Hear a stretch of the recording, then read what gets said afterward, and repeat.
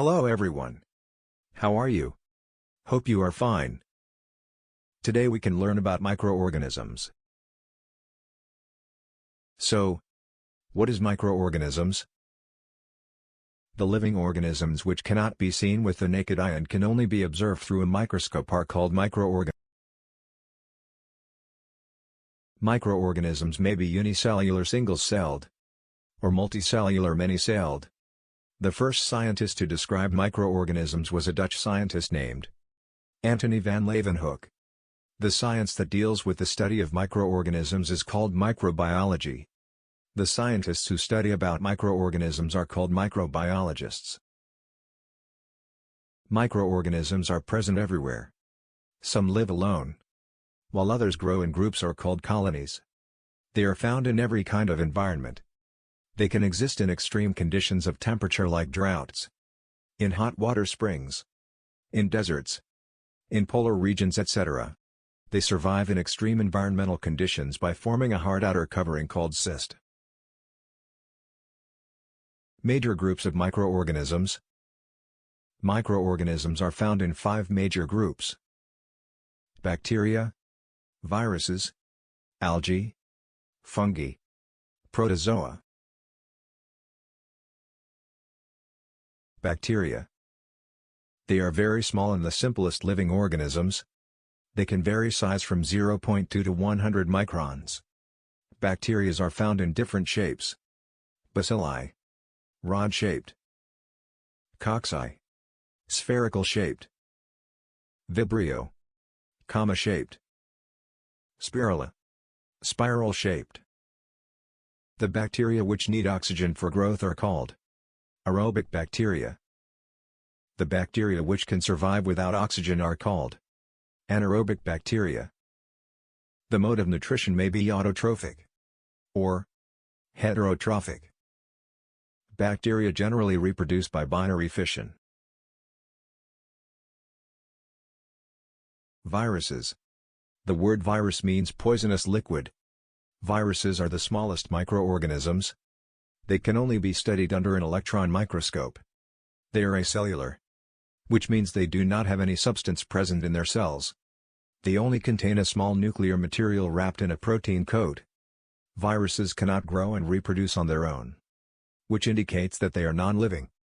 When they enter a living cell, they use the energy of the living cell to reproduce. Viruses are said to be a connecting link between living things and non-living things. Examples of viruses are influenza virus, poliovirus. Algae. Algae is a group of simple plants. Algae in Latin means seaweeds. They can vary in size, shape and habitat.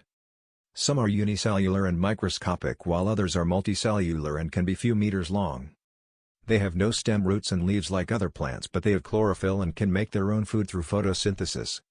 Some examples of algae are seaweeds, Spirogyra. Fungi. Fungi is a group of diverse organisms that lack chlorophyll. They generally grow in dark, warm and moist conditions. Most fungi are saprophytes while some are parasites. Fungi are unicellular or multicellular organisms. Some examples of fungi are yeast, mold, mushroom. Protozoa. Protozoan means the first animal. Protozoa are unicellular organisms. They are included in a separate kingdom called Protista. They are found in ponds, lakes, rivers and seas. Protozoa are either saprophytic or parasitic. Euglena is an exception. It contains chlorophyll and can prepare its own food. Some examples of protozoa are amoeba, paramecium. Useful microorganisms. Microorganisms can be useful to us in the following ways. Making of food items. Bacteria help us in making certain food items like curd, bread, cheese, pastries. Lactobacillus bacteria help make curd from milk. Curd is formed when a protein called casein, present in milk, clumps together to form solidified mass. Cheese and paneer are also made by action of Lactobacillus and Streptococcus bacteria on milk.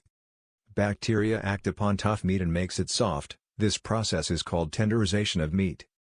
Agar-agar, a jelly-like substance obtained from Gelidium and Gracilaria, is used in preparation of various food items like ice creams, jellies and puddings. Commercial use. Yeast is used for production of acetic acid.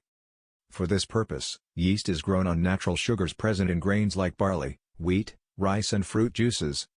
The process of conversion of sugar into alcohol by the action of microbes, like yeast, is called fermentation. Medical use.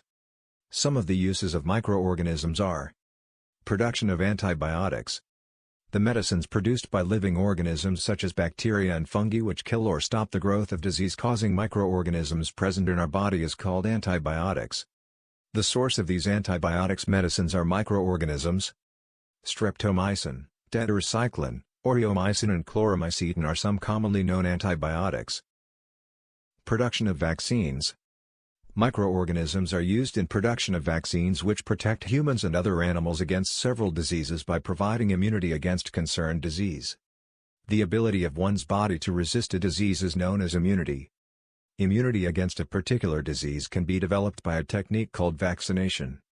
A small dose of dead and weakened disease-causing microbes used to stimulate immune response in the body is called vaccine.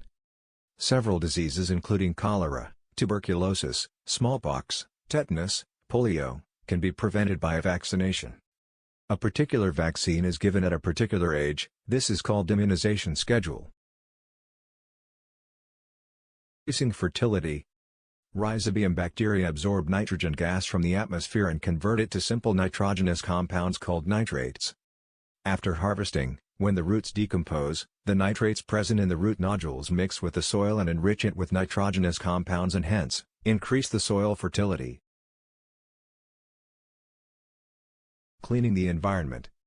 The microorganisms decompose dead organic wastes of plants and animals by converting them into harmless simpler substances which are restored to the soil and increase its fertility. In the absence of these microorganisms, the piles of dead organisms would have covered the earth. Some bacteria decompose sewage and other wastes of water. This is a natural method to keep water clean. In this way, they help keep the environment clean.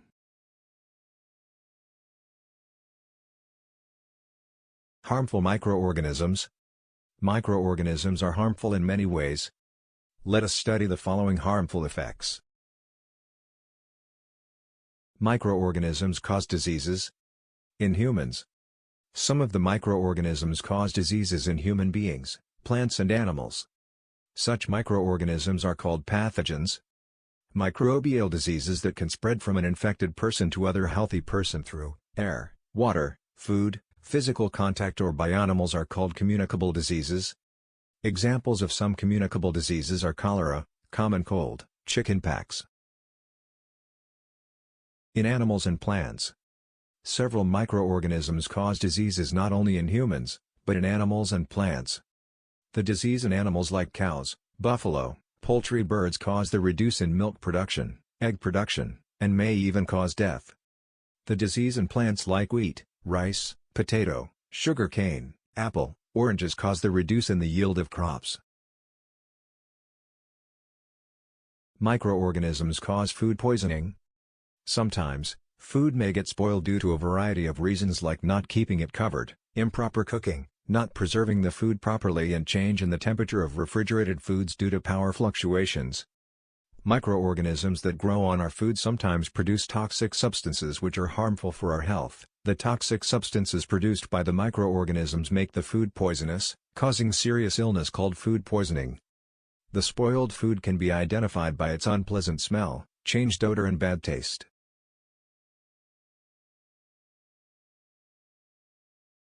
Conclusion. The living organisms which cannot be seen with the naked eye and can only be observed through a microscope is called microorganisms. The major types of microorganisms are bacteria, viruses, algae, fungi, protozoa. Bacteria are very small and the simplest microorganisms. Viruses are the smallest microorganisms. Algae is a group of simple plants. Fungi is a group of diverse organisms that lack chlorophyll. Protozoa are unicellular organisms that are included in a separate kingdom called Protista. Microorganisms can be useful to us in many ways. Microorganisms can also be harmful to us.